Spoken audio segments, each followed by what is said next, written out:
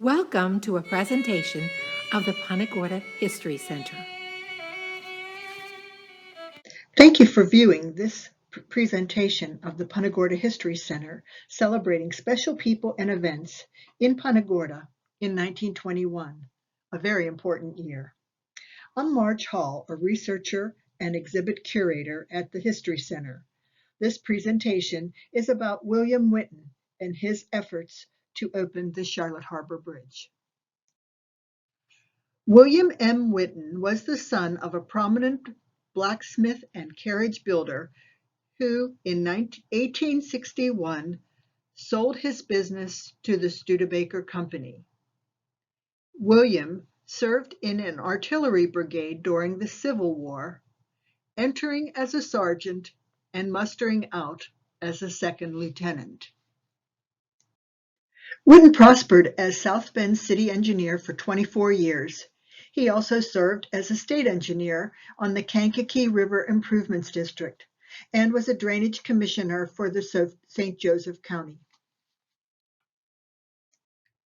William Whitten arrived in Punta Gorda in 1899. He was 57 years old and seriously ill. Twice a widower, he left behind his third wife and 7 children to await his return. In Punta Gorda, he bought a newly planted pineapple farm 1 mile east of town. Such pineries were laid out and sold as surefire moneymakers, needing little additional investment or work. Many northern businessmen bought them and commissioned the real estate salesmen to manage them.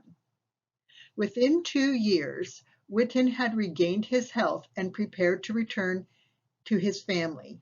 Whitten gave his pinery to Reverend Smith Hardin, the young bachelor minister at the Punta Gorda Methodist Church. Whitten's wife, Hattie Elder, was the sister of his second wife. Hattie had been in poor health for several years.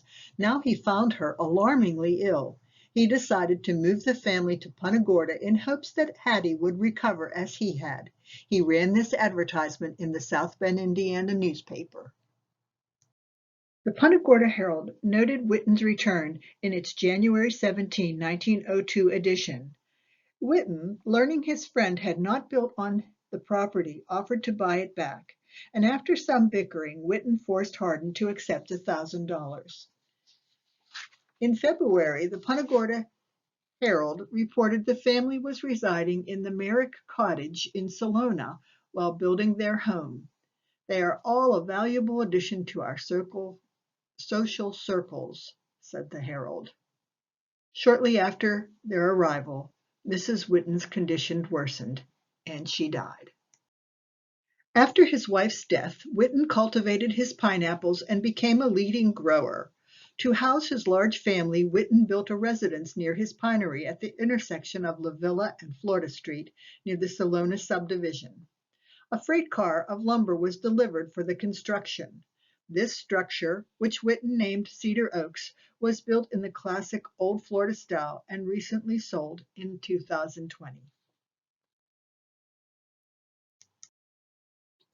A loading dock for crated pineapples was constructed across from Whitten's residence, and the area became known as Pineapple Center. Whitten's engineering skill was soon recognized, and Whitten was elected a DeSoto County Commissioner 3 times. It was said that the first good roads in the Punta Gorda area were built under his supervision by DeSoto County.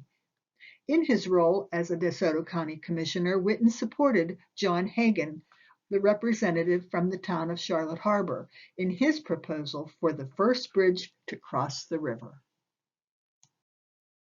The bridge was started in 1916. However, work was halted mid-span due to soaring costs and scarcity of materials brought on by World War I. The Charlotte Harbor Bridge was located at the foot of Nesbitt Street in Punta Gorda and spanned the river to Sand Point in the town of Charlotte Harbor. No state or federal money was spent on the bridge. Instead, it was financed with $200,000 in bonds through a DeSoto County Special Road and Bridge Tax District comprised of Punta Gorda and the town of Charlotte Harbor. Work on the bridge did not resume until nearly 2 years after the war, when steel and concrete again became available.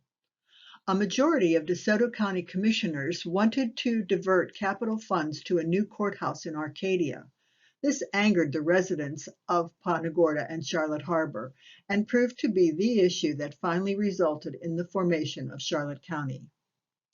Whitten stood by his support for the bridge when he advanced several $1,000s of his own money to restart construction. He hired the J.F. Jowden Engineering Company, then building the Tamiami Trail through the Everglades. Chief engineer for our bridge project was E.V. Camp. Whitten supervised the bridge work closely and is credited with the successful completion of the project. The last section of the Charlotte Harbor Bridge was poured on June 28, 1921.